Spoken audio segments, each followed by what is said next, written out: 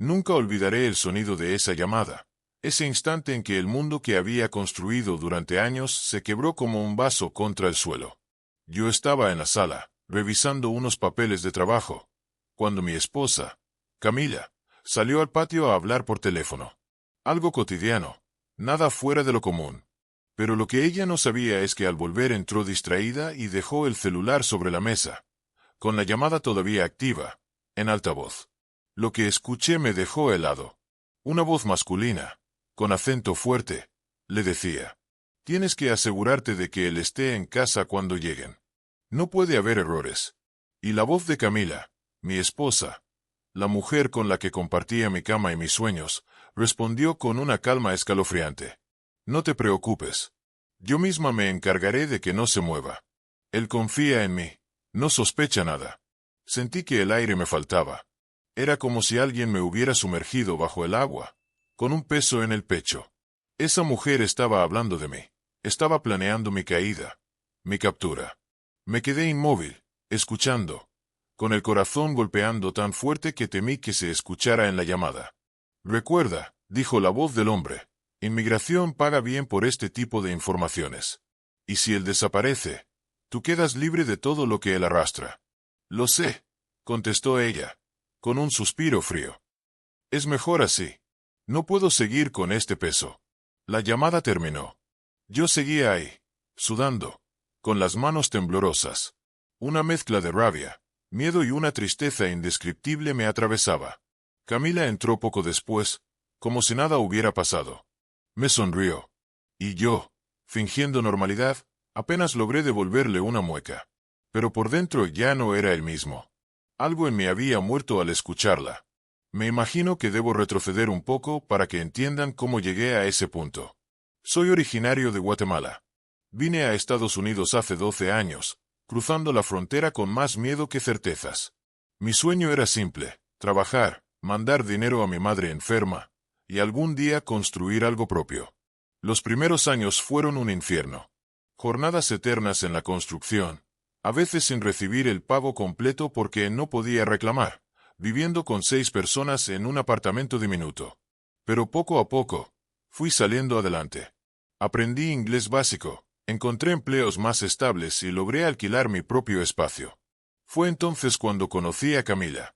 Ella era hija de mexicanos, nacida aquí, con papeles, con esa seguridad que yo envidiaba. Nos conocimos en una fiesta comunitaria. Yo era tímido, pero ella me buscó la conversación. Su sonrisa, su manera de hacerme sentir visto, me atrapó. Al inicio pensé que era demasiado bueno para ser verdad. ¿Cómo alguien como ella iba a fijarse en un tipo como yo, que apenas sobrevivía, que cargaba la etiqueta de ilegal? Pero contra todo pronóstico, nos enamoramos. Nos casamos a los 2 años. Yo confiaba en que, al ser mi esposa ciudadana, ella me ayudaría a arreglar mi situación. Pero siempre encontraba excusas. «No es buen momento», decía. «Es complicado, los trámites son caros». Y yo lo aceptaba, porque la amaba. Vivíamos juntos en una pequeña casa que logramos alquilar. Yo seguía trabajando duro, aportando todo lo que podía. Nunca le faltó nada. Siempre puse a nuestra relación por encima de todo. Por eso, escucharla aquel día traicionándome de esa manera, fue como si me arrancaran el corazón. Esa noche no pude dormir. La miraba a mi lado, respirando tranquila, como si no llevara un plan de destrucción en su conciencia. Me preguntaba, ¿cuándo comenzó a verme como un estorbo? ¿Cuándo dejó de ser mi compañera y se convirtió en mi verdugo? A la mañana siguiente, fingí normalidad. Preparé café, la saludé con un beso en la frente, pero por dentro me devoraba la duda. Necesitaba confirmar lo que había escuchado. Busqué el celular de Camila cuando se metió a bañar. No soy de los que revisan teléfonos, pero en ese momento era cuestión de vida o muerte. Encontré mensajes con un número desconocido. Todo listo para mañana. Él no sospecha nada. Recuerda traer la dirección exacta. Mi sangre se heló. No era una pesadilla. Era real. Me encerré en el baño y me miré al espejo. Apenas reconocía al hombre frente a mí. Ojeras, piel tensa, los ojos llenos de lágrimas contenidas. ¿Qué debía hacer? ¿Confrontarla? ¿Huir? ¿Esperar a ver hasta dónde llegaba? Una parte de mí todavía quería creer que había una explicación, que quizá yo había malinterpretado. Pero los mensajes eran claros. Me estaba vendiendo. Decidí no decir nada, todavía. Tenía que planear. Esa tarde fui al trabajo como siempre, pero mi mente estaba en otra parte. Cada sonido me sobresaltaba. Cada auto que pasaba lento por la calle me parecía una patrulla de inmigración lista para llevarme. Mis compañeros notaron que estaba raro. ¿Todo bien, hermano?, me preguntó Julio, un paisano que también trabajaba conmigo en la construcción. Sí, solo cansado.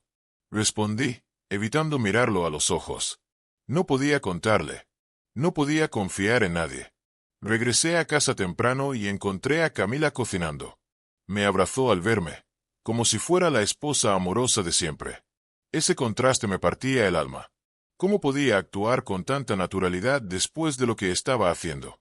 Cenamos, hablamos de cosas triviales. Y en medio de la charla, soltó una frase que me heló. Mañana no olvides quedarte en casa en la mañana. Sí, quiero que me ayudes con unas cosas. Tragué saliva y asentí. Esa era la trampa.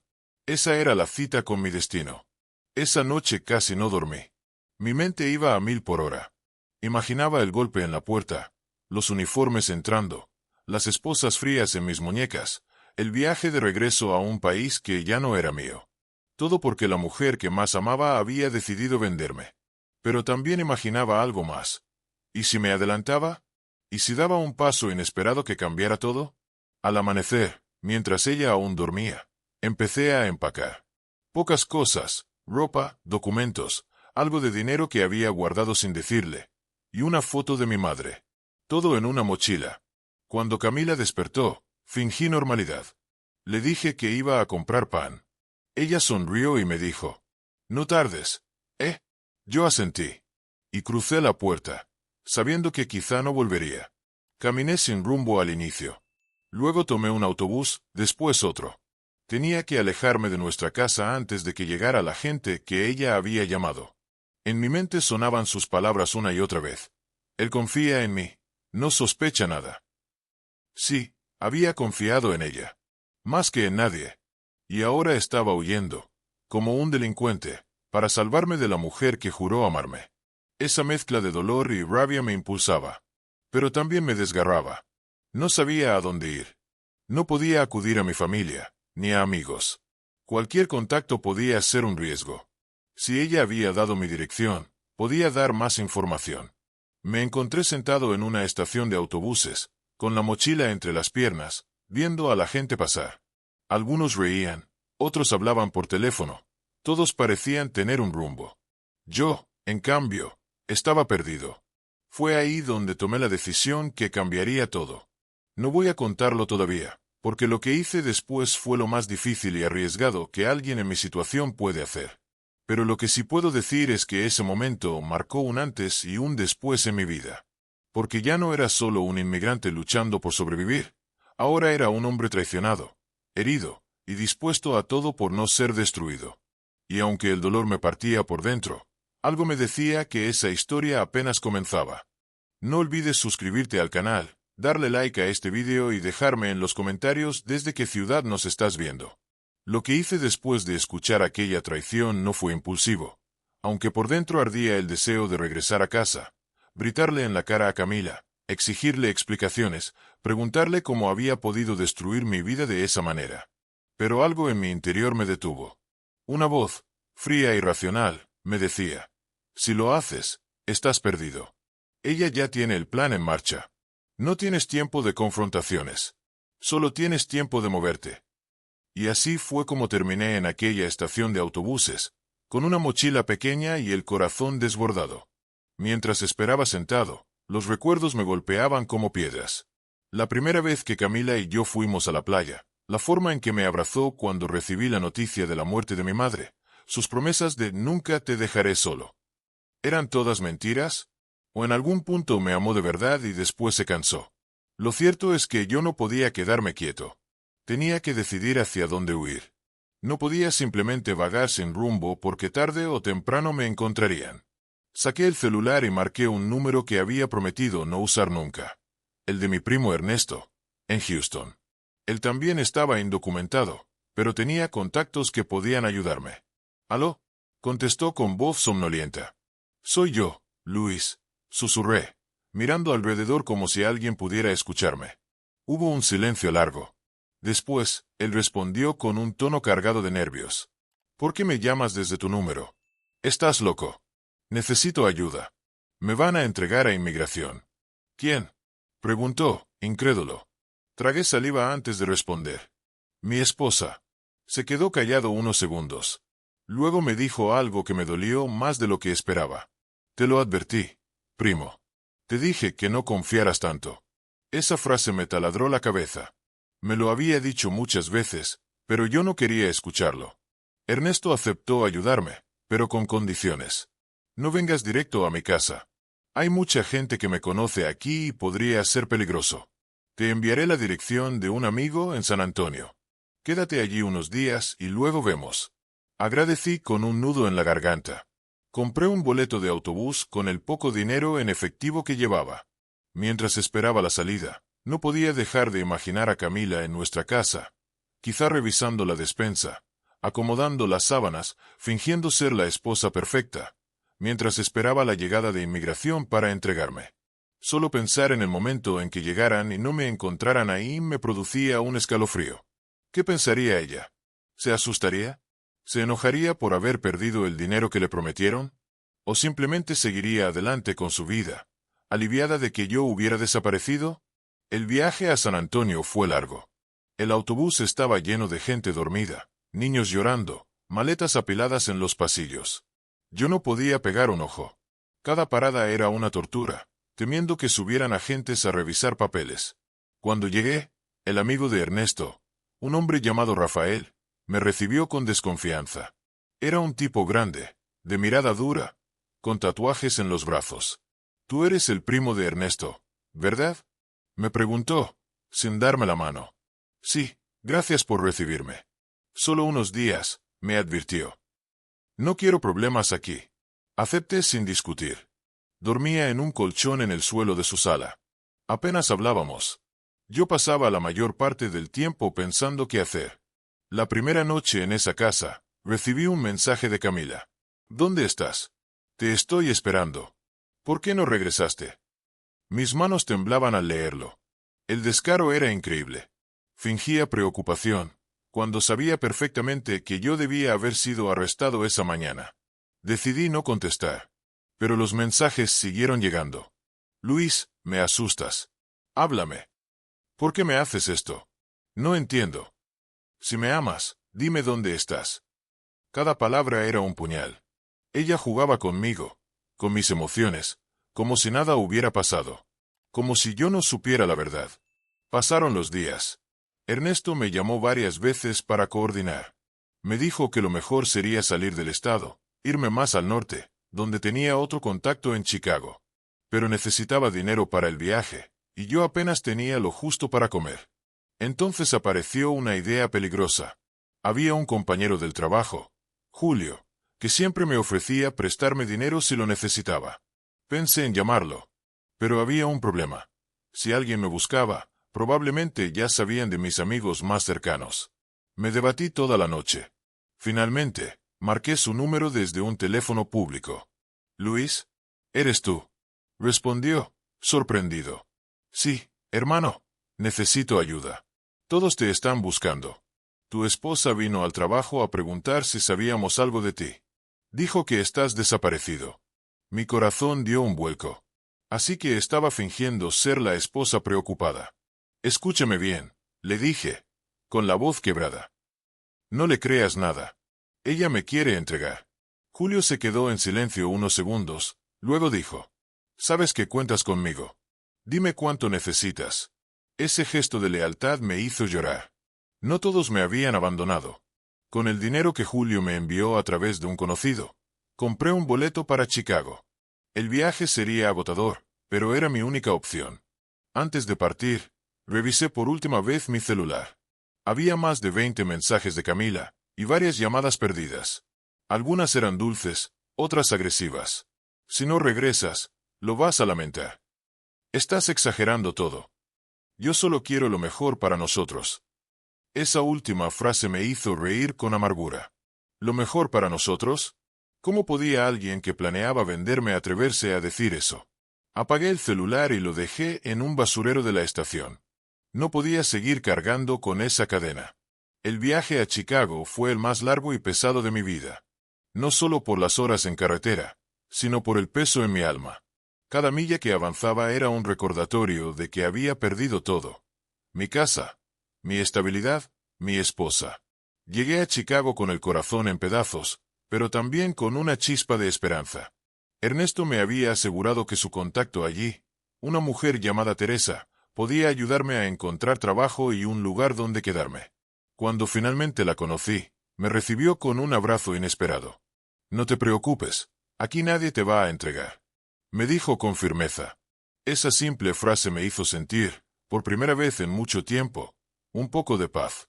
Pero no todo estaba resuelto, porque aunque estaba lejos de Camila, algo me decía que la historia no había terminado. Días después, mientras ayudaba a Teresa en su restaurante, un cliente dejó un periódico sobre la mesa. En la portada había una nota local: hombre desaparecido en misteriosas circunstancias. Su esposa pide ayuda para encontrarlo. Y ahí estaba mi foto. Camila había llevado mi desaparición a los medios. En ese momento supe que mi huida se había complicado. Ya no era solo un secreto entre nosotros. Ahora era una noticia pública. Y eso significaba que, tarde o temprano, alguien iba a reconocerme. Lo que pasó después fue aún más peligroso y desgarrador. Si quieres saber cómo reaccioné al ver mi rostro en las noticias, no te pierdas. No olvides suscribirte al canal, dejar tu like y comentarme desde qué ciudad estás viendo esta historia. Ver mi rostro en ese periódico fue como recibir un golpe directo al estómago.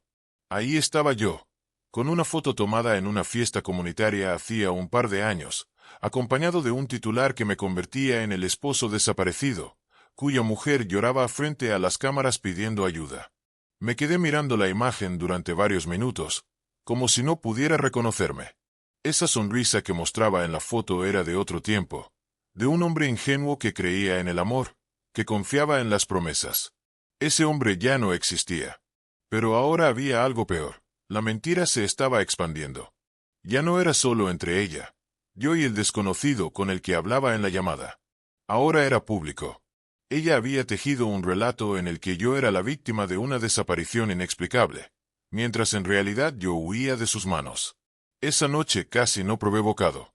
Teresa me observaba desde la cocina de su pequeño restaurante, con el ceño fruncido. «Te noto raro, Luis. ¿Qué pasó?» Le mostré el periódico. Sus ojos se abrieron con sorpresa y luego lo dejó sobre la mesa con un golpe. «Esa mujer es peligrosa», dijo, alzando la voz. «Te está buscando a través de la lástima de la gente. Es más astuta de lo que pensábamos». Yo asentí, cabizbajo. «¿Y qué hago ahora? Si alguien me reconoce, estoy perdido». Ella se quedó pensativa unos segundos. Luego me dijo: «Lo primero es que cambies tu aspecto. No puedes andar con la misma cara que está en todos los periódicos». A la mañana siguiente, me llevó a una peluquería discreta. Me cortaron el cabello muy corto. Me afeité la barba y empecé a usar una gorra y lentes. Cuando me vi al espejo, apenas me reconocí. Era como un disfraz, pero necesario. En paralelo, Teresa me consiguió un trabajo en la cocina de su restaurante. Era duro, pero me mantenía ocupado. Sin embargo, cada vez que un cliente nuevo entraba, sentía un nudo en el estómago, temiendo que me miraran demasiado o que notaran algo. Las noches eran lo peor. La soledad me devoraba. Me preguntaba qué hacía Camila en ese momento. ¿Estaría realmente buscándome por remordimiento, o solo estaba actuando para ocultar su plan fallido? Un pensamiento me perseguía. ¿Y si todo había sido un malentendido? ¿Y si aquella llamada no era sobre mí? Pero bastaba recordar los mensajes en su celular para destruir esa esperanza. Pasaron un par de semanas. Mi vida en Chicago empezaba a estabilizarse, aunque siempre bajo la sombra del miedo. Una tarde, al salir del restaurante, encontré un sobre metido bajo la puerta. No tenía remitente. Lo abrí temblando. Dentro había una nota escrita a mano. «Sé quién eres. Sé lo que huyes. Si quieres que guarde silencio, nos vemos mañana en la estación del tren, a las 8 de la mañana». El corazón se me aceleró. Alguien me había descubierto. Mostré la nota a Teresa. Ella frunció el ceño. Puede ser una trampa, Luis. Quizá alguien de inmigración. O puede ser alguien que quiere dinero, respondí yo, con voz apagada. Esa noche no dormí. Me quedé mirando el sobre una y otra vez. ¿Qué debía hacer? Si no iba, tal vez esa persona me delataría. Si iba, podía caer directo en manos de quienes me buscaban. Al amanecer, decidí enfrentar el riesgo. A las 8 en punto estaba en la estación. Miraba a todos lados, con la gorra calada y los lentes puestos. Mi corazón latía desbocado. Entonces, entre la multitud, vi una figura que se acercaba. Era Julio. Mi amigo de la construcción. Julio. Exclamé, sorprendido. Él me abrazó con fuerza. Hermano, por fin te encuentro. ¿Fuiste tú quien dejó la nota? Sí. No sabía cómo ubicarte sin levantar sospechas.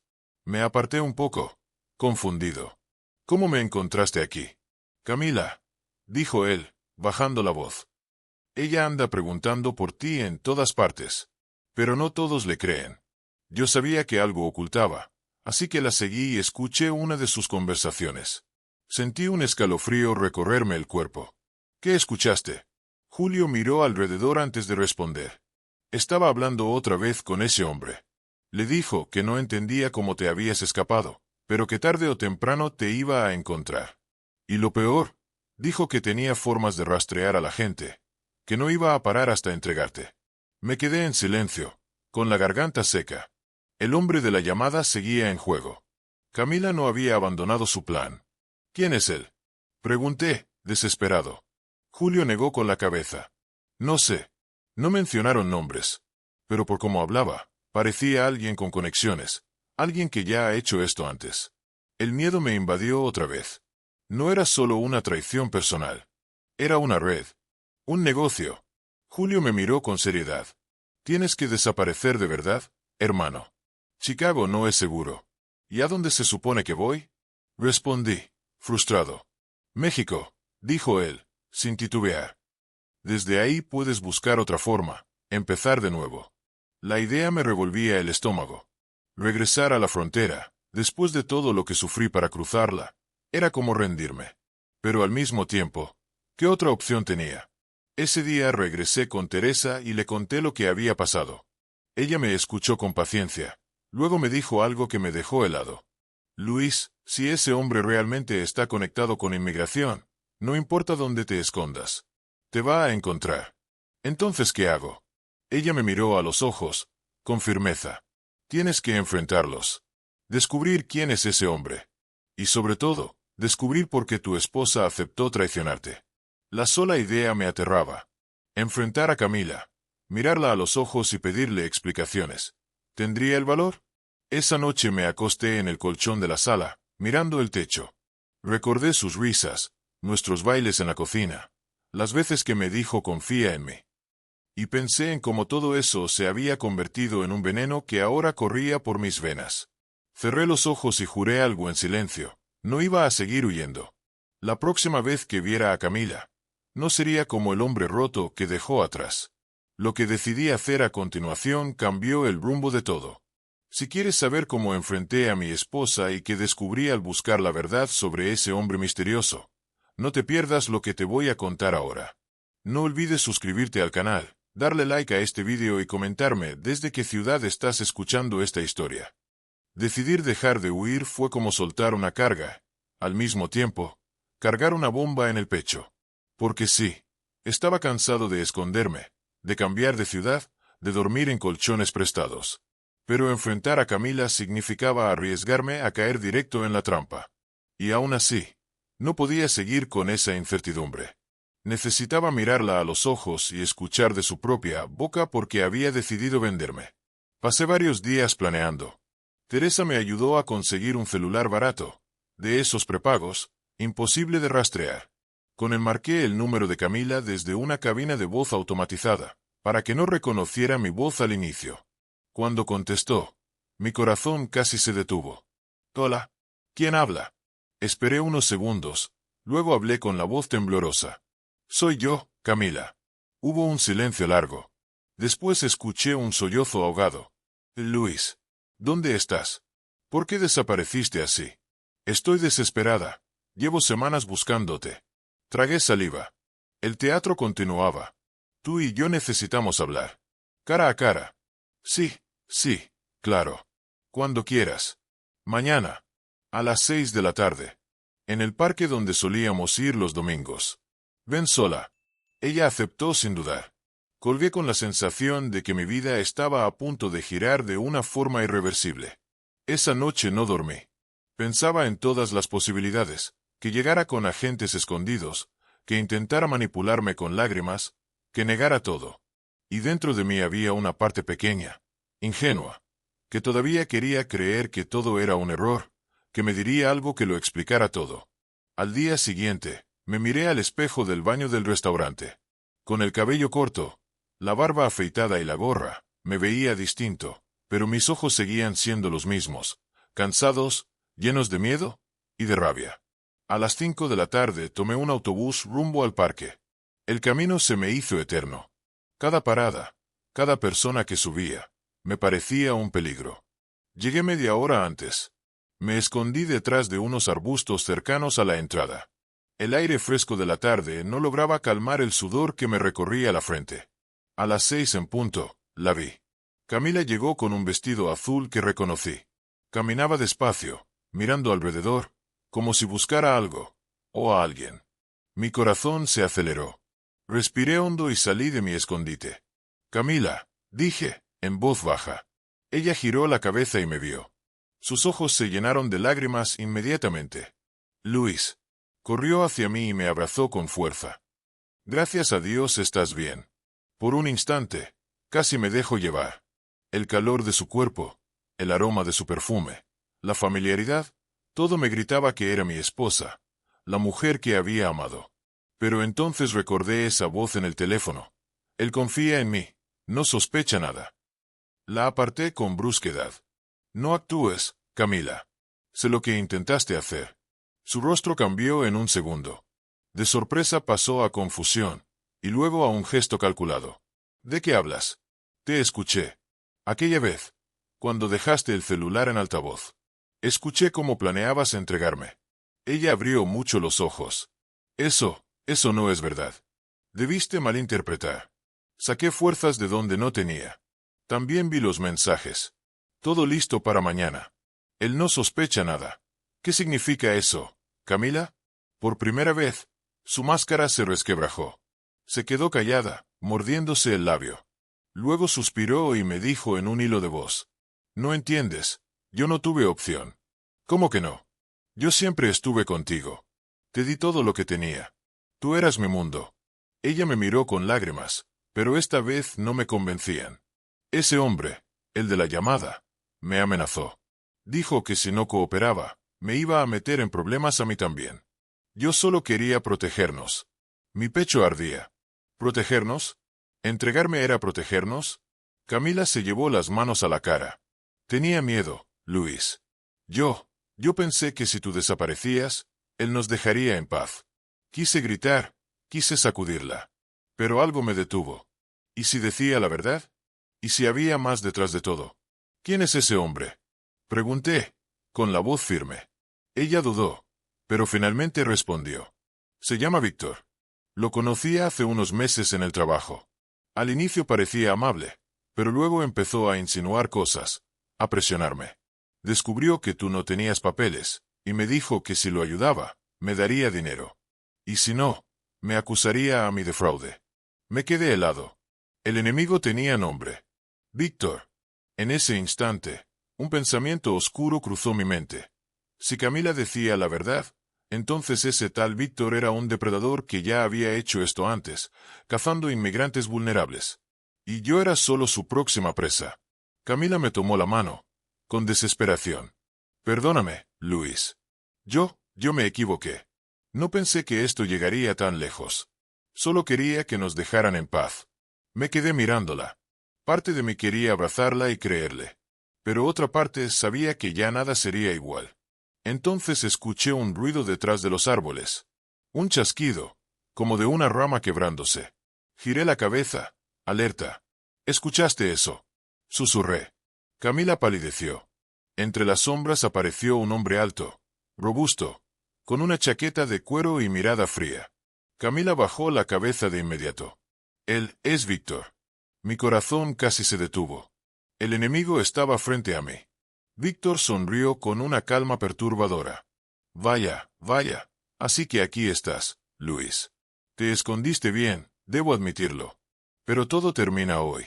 Sentí la sangre hervir en mis venas. Era la primera vez que lo veía en persona, y también la primera vez que sentí que mi vida corría peligro real. Lo que pasó en ese encuentro con Víctor fue decisivo, y nada volvió a ser igual después de ese día. Si quieres saber cómo terminó esa confrontación y qué descubrí sobre su verdadero plan, no te pierdas la final de esta historia. No olvides suscribirte al canal, darle like a este video y dejar en los comentarios desde qué ciudad me estás escuchando. Ahí estaba frente a mí, Víctor. El hombre detrás de las llamadas, de los mensajes, del miedo que me había perseguido por semanas. Su presencia imponía. Era alto, ancho de hombros, con una mirada que no necesitaba palabras para intimidar. En su rostro había una sonrisa de triunfo, como quien acaba de atrapar a una presa que llevaba tiempo persiguiendo. Camila bajó la cabeza, incapaz de mirarme. «¿Así que este es el famoso Luis?», dijo Víctor, con voz grave. «Te escondiste bien, amigo. Me hiciste trabajar más de lo que pensé. ¿Qué quieres de mí?», pregunté, tratando de sonar firme, aunque por dentro temblaba. Él soltó una carcajada seca. «Lo de siempre. Información. Dinero. Contactos. Y si no lo consigo, te entrego. Gano de cualquier manera». Mis puños se apretaron. «¿Y ella?», dije, mirando a Camila. «¿Qué le prometiste?». Camila empezó a llorar, pero no respondió. Fue Víctor quien contestó. «A ella solo le ofrecí seguridad y un poco de dinero, claro. Pero ya sabes cómo es, la gente siempre cede cuando toca su miedo». La rabia me quemaba el pecho. Víctor dio un paso más cerca. «Así que, ¿qué dices? ¿Vienes por las buenas o hacemos esto difícil?». Sentí que el mundo se detenía. Era el momento de decidir si seguir huyendo o enfrentar de una vez por todas a quien quería destruirme. Respiré hondo. «No voy contigo». Él arqueó una ceja. «Mala respuesta». Avanzó hacia mí, pero justo entonces Camila se interpuso, extendiendo los brazos. «Basta, Víctor. No más». Víctor la miró con desprecio. «Quítate de en medio». «No», dijo ella, con lágrimas corriendo por el rostro. «Ya no voy a ser parte de esto». El silencio duró un segundo, pero a mí me pareció eterno. Víctor empujó a Camila con violencia. Ella cayó al suelo, sollozando. En ese instante, algo dentro de mí explotó. Ya no era miedo. Era coraje. Era dignidad. Era la rabia de tantos años de humillaciones, de trabajar sin derechos, de vivir a la sombra, de confiar en la persona equivocada. Me lancé contra él. No era una pelea pareja, él era más grande, más fuerte. Me golpeó en el rostro, haciéndome tambalear. Pero yo no me detuve. Me aferré a su chaqueta. Le propiné un puñetazo en la mandíbula. Sentí el dolor en mis nudillos, pero también la fuerza de mi desesperación. Luchamos entre los árboles, rodando por el suelo, intercambiando golpes. Escuchaba los gritos de Camila, pidiéndonos que paráramos. Víctor intentó sacarme un cuchillo de la cintura. Al verlo, un escalofrío me recorrió el cuerpo. «No», grité, forcejeando con todas mis fuerzas. Conseguí apartarle la mano y el cuchillo cayó al suelo. Finalmente, con un último impulso, logré empujarlo contra un tronco. Él cayó de rodillas, jadeando, con la mirada llena de odio. En ese momento escuchamos sirenas a lo lejos. Luces rojas y azules comenzaron a reflejarse entre los árboles. Me congelé. ¿Qué es eso?», pregunté, mirando a Camila. Ella sollozaba, temblando. «Yo los llamé antes de venir aquí. Les dije que necesitaba protección». Víctor se levantó de golpe, pero era demasiado tarde. Agentes entraron corriendo al parque, gritando órdenes. Lo redujeron en segundos, esposándolo mientras él gritaba insultos. Yo me quedé paralizado, con el corazón a punto de salirse del pecho. Un agente se me acercó, con una linterna iluminando mi rostro. «¿Usted es Luis Hernández?», Tragué saliva, incapaz de responder. Camila dio un paso adelante. Él no hizo nada. Él es la víctima. Las siguientes horas fueron un torbellino. Llevaban a Víctor detenido, y yo era interrogado una y otra vez. Teresa, contactada por Camila, llegó a apoyarme, asegurando que yo había estado trabajando en su restaurante y que todo lo que pasaba era un intento de extorsión. Finalmente, entendí quién era realmente Víctor. Un coyote que, además de traficar personas, se dedicaba a delatarlas a inmigración para sacar provecho. Tenía antecedentes, y esta vez las pruebas en su contra eran contundentes. Yo quedé libre, aunque con la amenaza latente de mi estatus migratorio. Pero al menos, esa noche, no terminé esposado. ¿Y Camila? Después de todo, me pidió perdón una y otra vez. Me juró que había actuado por miedo, que se había dejado manipular, que nunca quiso hacerme daño. ¿La perdoné? La verdad, no. Podía comprender su miedo, incluso su desesperación. Pero la traición fue demasiado grande. Tal vez algún día logre soltar el rencor, pero lo que tuvimos murió en el instante en que escuché esa llamada. Hoy vivo lejos de ella. Encontré trabajo en otro estado, gracias a Teresa y a Julio. Sigo indocumentado, sigo luchando, pero con una diferencia. Ahora sé que no puedo confiar ciegamente en cualquiera, aunque esa persona duerma a tu lado. Aprendí que el amor verdadero no traiciona, no vende, no negocia con la vida del otro. A veces, cuando cierro los ojos, recuerdo el momento en que la escuché decir: él confía en mí, no sospecha nada. Y me prometo a mí mismo que nunca volveré a ser ese hombre ingenuo. Esta fue mi historia. La historia de cómo la persona que más amaba me quiso entregar, y de cómo logré sobrevivir a la traición. Si algo quiero dejarles como reflexión es esto: el peligro no siempre viene de afuera. A veces, quien te sonríe en casa puede ser quien sostenga el cuchillo en la espalda. Gracias por acompañarme hasta el final. No olvides suscribirte al canal, darle like a este video y dejar en los comentarios desde qué ciudad estás viendo esta historia. Me ayudará mucho a seguir compartiendo relatos como este.